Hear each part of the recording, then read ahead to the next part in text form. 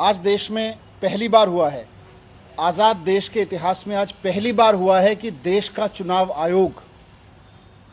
आयोग वो संस्था जिसके कंधों पर संविधान ने, बाबा साहब अंबेडकर ने जिम्मेदारी डाली है कि वो समय पे चुनाव कराएंगे, निष्पक्ष तरीके से चुनाव कराएंगे, वो चुनाव आयोग आज केंद्र में बैठी हुई भारतीय जनता पार्टी से डर गया और उसने एक पूर्व घोषित प्रेस कॉन्फ्रेंस के बावजूद चुनाव की तारीख ऐलान करने से मना कर दिया।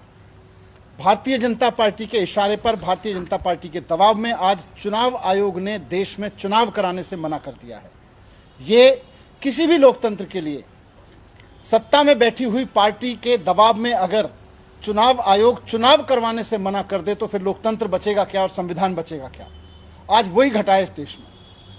आज चुनाव आयोग ने आप सबको बुलाया था, पूरे मीडिया को बुलाया था कि 5 बजे चुनाव आयोग की प्रेस कॉन्फ्रेंस में दिल्ली नगर निगम के लिए चुनाव की तारीखों का ऐलान किया जाएगा।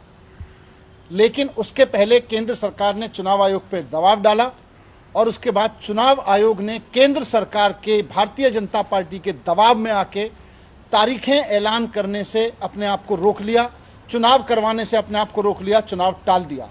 ये बहुत खतरनाक है। अगर देश का चुनाव आयोग राज्य सरकारों के सामने, केंद्र सरकारों के सामने इस तरह से झुकने लगेगा, इस तरह से घुटने टेक देगा, तो फिर चुनाव का बचेगा क्या? चुनाव का मतलब क्या बच गया? लोकतंत्र का मतलब क्या बच गया? हम सब जानते हैं कि दिल्ली में पिछले 15-17 साल में भारतीय जनता पार्टी ने भ्रष्टाचार की इंतहा कर रखी है। त्राही त्राही मची हुई है दिल्ली में बीजेपी के भ्रष्टाचार की वजह से। एमसीडी में, दिल्ली में जितना बीजेपी ने भ्रष्टाचार किया है, हर आदमी दुखी है और भारतीय जनता पार्टी इस बात को अच्छे से जानती है। अब जब चुनाव सर पे हैं, चुनाव की तारीखों का आज ऐलान होने वाला था, तो बीजेपी उससे घबरा गई।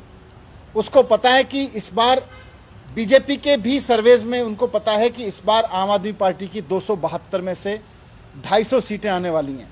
जिस तरह से विधानसभा के चुनाव में 70 में से 67 सीटें दी एक बार और 70 में से 62 सीटें दी अरविंद केजरीवाल को दोबारा, तो आज पूरी दिल्ली में लोगों को लग रहा है कि एमसीडी में भी उन्हें केजरीवाल ही चाहिए।